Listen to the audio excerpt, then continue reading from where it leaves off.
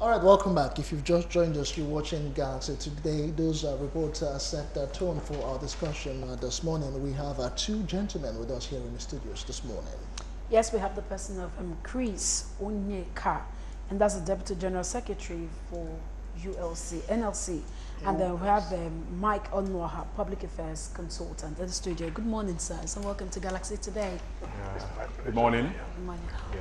Okay, sir, we're looking at the review of minimum wage. I mean, there's what I call it, it's no longer a speculation anyway, that the presidency is trying to look into the wages, workers' wage, and there's also speculations that there might be an increase in the wage. What's your reaction to this? Let's start with you, sir. Okay, good morning. It's good to be here again. But I want to correct an impression first. I am not of the NLC, I am of the ULC, okay. United Labour Congress of Nigeria. Okay. Be that as it may, the minimum wage review is a statutory thing. Statutory in the sense that it has a lifespan of 5 years. And it's already long overdue. So the government is not doing a charity to workers in Nigeria. The government is actually obligatory that it be reviewed every 5 years. And that 5 years has long gone. And so we have been pushing them since then. It's as a result of the pressure that organized labor brought on the government that you have seen the inauguration of the minimum wage committee. That minimum wage committee, despite the fact that we have one or two issues concerning its membership, but at the end of the day, we believe that justice will be done through the committee, through the representation that we also in the United Labour Congress has in the committee. And so that at the end of the day, Nigerian workers will be treated fairly. Nigerian workers will get a wage that will take them home. Nigerian workers will get a wage that would begin to ameliorate the hardship that is confronting all of us as Nigerians. And so that is our hope from the minimum wage committee, that despite all the flaws, that it will still probably give us what we want. All right, we'll still come back to you as regards other issues that you mentioned as regards the setup. But let's talk to you now, Mike. According to Chris here, he said that it's been long overdue. I mean, it's supposed to be reviewed every other 5 years. Why do you think that the administration or the executive is taking so much time? Is it like they don't really understand what the people of Nigeria and the labor force is going through, or is just an outright neglect? Thank you, Justin. Just following from what my colleague here has said, Onyeka, I think the demand by workers for a review in the minimum wage is both legitimate and expected. Yes. Legitimate in the sense that we have a law that says every 5 years this review needs to be carried out. And expected, yeah, okay. Before then, we know that the last review was in 2011, whereby we now have the 18,000 naira minimum wage.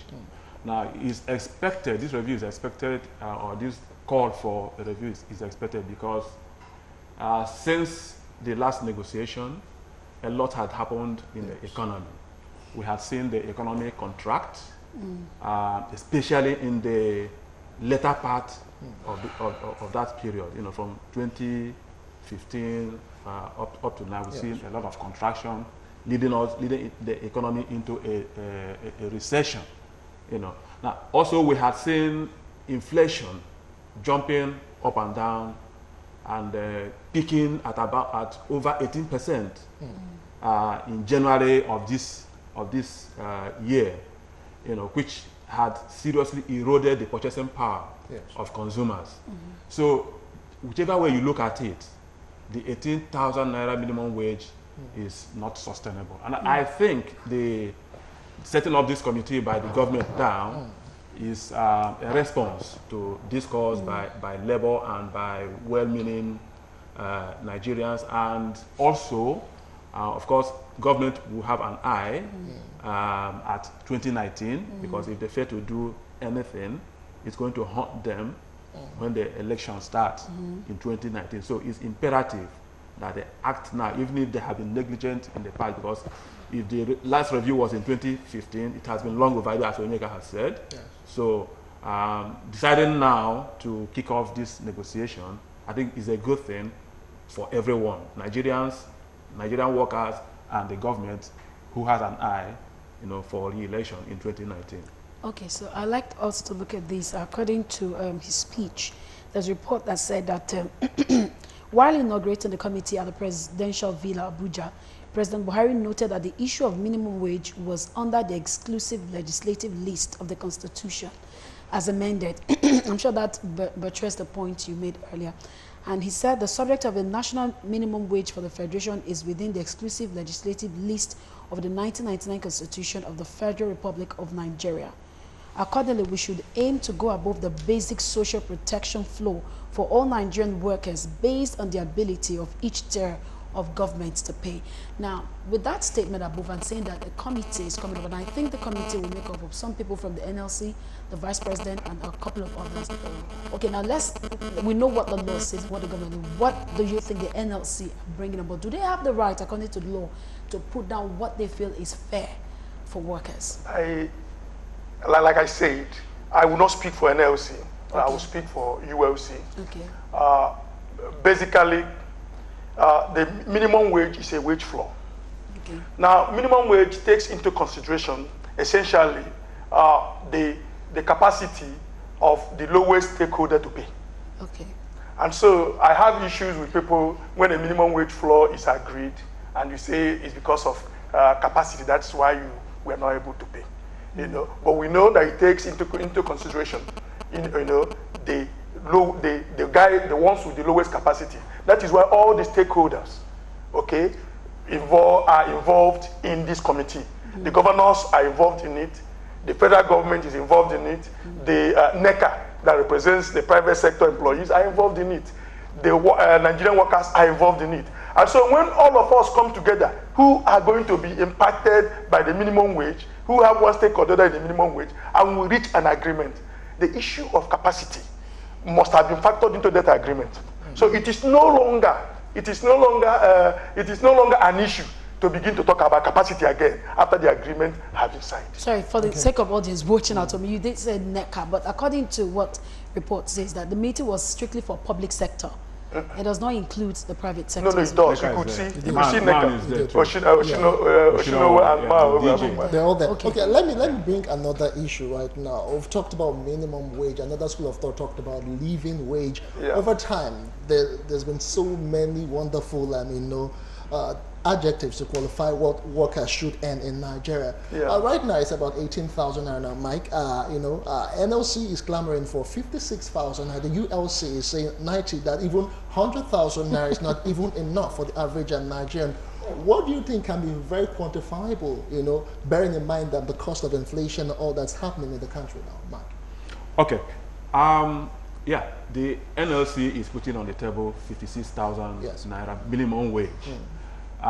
Is that going to hold water? We don't know until the negotiations start. But if you are looking at what had happened in the past, 18,000 naira was not just dropped on the, did not just drop on the table. The NLC dropped something higher, and then during the negotiation with the government, everybody settled for 18,000. I think the same thing is going to happen now. The NLC is going to move to get as much as it can get as minimum wage for workers, and the government is also going to try to push, for as low as possible. But what I think should happen actually is for all the parties to look at a wage, a minimum wage that will place every worker above the poverty line. Yeah, the World Bank places the poverty line at $1.95. Okay, at least as at from 2015.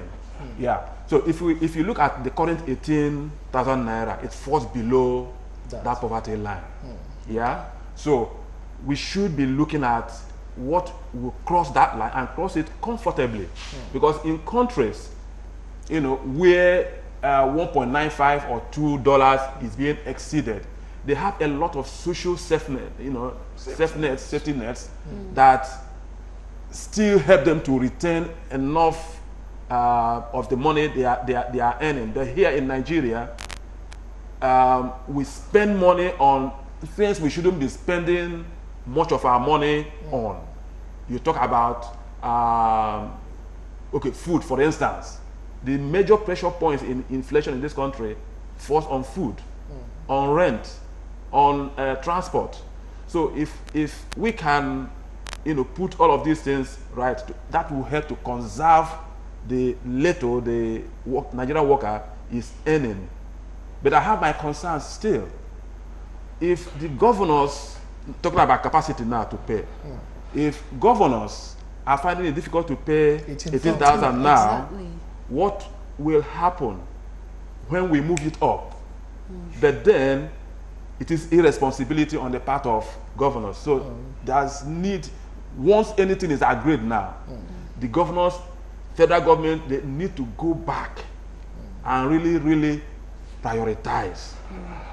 Prioritize payment of workers. Yes. Because that goes a long way to stabilizing the economy and the polity. All right, we'll still come back to you, Onyeka. I want you to still talk as regards the difference between the ULC and the NLC stand as regards what the minimum wage should be. But right now, let's go to Ibadan. We have Comrade Shegun Abato, the Southwest Secretary of the Nigerian Union of Pensioners, standing by. He joins us from our studios in Ibadan. Good morning to you, Comrade. Okay, we are still expecting a signal. Let us continue here in Lagos. So continue, Chris. Basically, in 2010-2011, when the last minimum, the existing minimum wage was being negotiated, what was put on the table was 56,000, and that was carefully analyzed, and it wasn't a frivolous offer, or demand by the labor movement. And it's also important that we clear this thing. When we talk of organized labor, we have 3 labor centers now in Nigeria: the Nigerian Labor Congress, the Trade Union Congress of Nigeria, and the United Labour Congress of Nigeria. And it's an anomaly to talk of NLC. NLC, no. The 3 labor centers, organized labor, they are the ones that make these demands. And now, why did we make 96,000 naira demand? 56,000 naira does not make sense to us, given when we did about flowing towards this negotiation. We had looked at 7 indicators: the CPI, the cost of living. We have looked at the poverty, international poverty line recommendations. We have looked at all of these indices. The lowest was 97,000 naira per month for a Nigerian worker. And when you look at others, some others were consistently giving us 113,000, 114,000, some 116,000. And when you look at that $2, the average family of 6, that is how much? That is $12 per day for an average family. And that translates to about $360 per month for an average family. Multiply it by 360. What does it give you? So you have an idea of what will place an average family above poverty, at least above poverty in Nigeria. We're not talking about living well. We're not talking about living abundantly, but we're talking about at least eking out a living. Being able to buy clothes, like all of us buy clothes, eat food that is decent, pay house rent, pay school fees, and the rest. That is what is critical. So we've looked at all this, and we said, for Christ's sake, we are in the private sector. Most of our affiliates are in the private sector, except 1 or 2 that are dual. And 56,000 does not make any meaning to us. And so when we were making the demand for 96,000, we looked at all these 7 factors, and we said, okay, 96,000 is more like it, instead of 56,000. Because for Christ's sake, that was the same demand that we made in about 6 years ago. I mean, it doesn't make sense to make it again. And so we're asking for 96,000 naira, which we know is even below the lowest that we have. And taking it from there, we'll meet our... but why, sorry to cut in, but why can't ULC and NLC come to a common ground? I mean, speak with one voice. Don't you think it actually forge a way better, faster? The 16-man technical committee, you remember what happened? We were part of that committee. And this minimum wage committee also flowed from there. And so we presented, our documents were harmonized. The organized labor sat down, TUC, NLC, and our group. We all sat down together and agreed on a document. And that is something that is happening now. that is something that is happening now. The labor centers will sit down together, the different tendencies will sit down together, agree on a document, agree on a final position, and that is what is going to be presented on the table to the federal government. Okay, so it may not be 56,000, it may not be 96,000, but it's something is going to be agreed and then presented to the federal Still on the ULC, NLC thing, okay, now what relationship do you people share?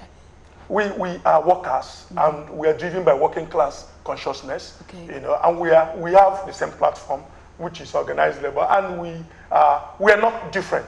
The only difference is that we represent different tendencies. Okay. But Can we are you working together. give us a clue for the benefit of those watching? We know what The United Labour Congress of Nigeria is a trade union center that emerged that was resurrected by the objective realities of the Nigerian situation on December 17, 2016. Okay.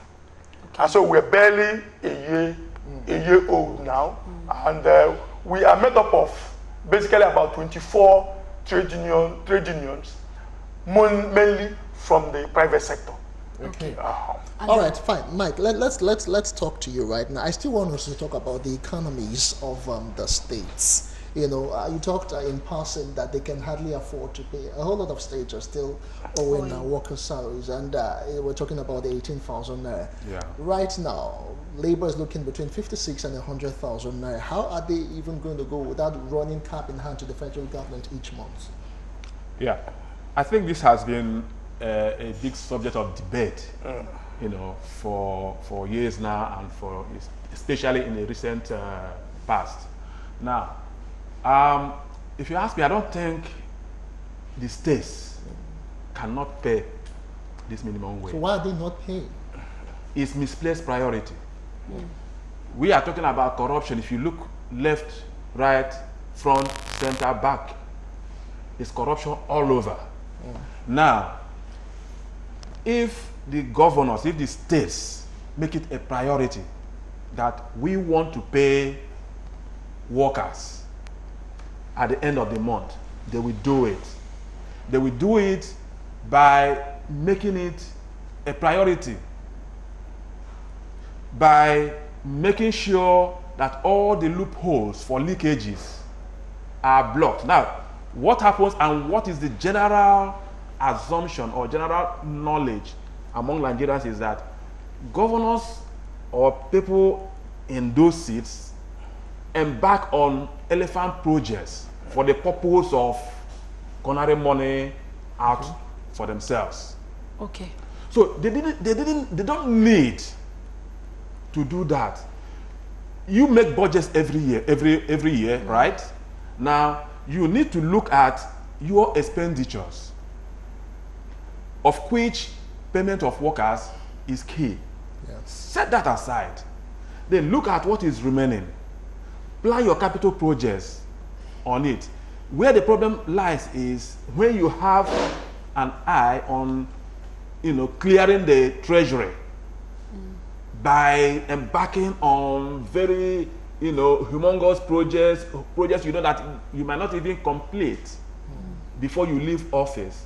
Then you are running into trouble. Okay. So getting your budget right is very important. Now you're looking at your workforce. If you don't need the workforce you have under you, then do something about it. But for God's sake, the people whom you have accepted as your workers, make it a point of duty that at the end of the month, as agreed, you have to pay them. That's what I think they should be doing. Okay, still right. on. I like to ask. Still on the state issue. Quickly, yeah. Okay, I like you to also look into this, knowing that they keep running back to the federal government based on this, and I'm looking at why can't the state generate more money, and what exactly is the role of the local government in this whole thing? That's the point. A few weeks ago, we looked at delay in payment of workers and the plight of workers on this platform.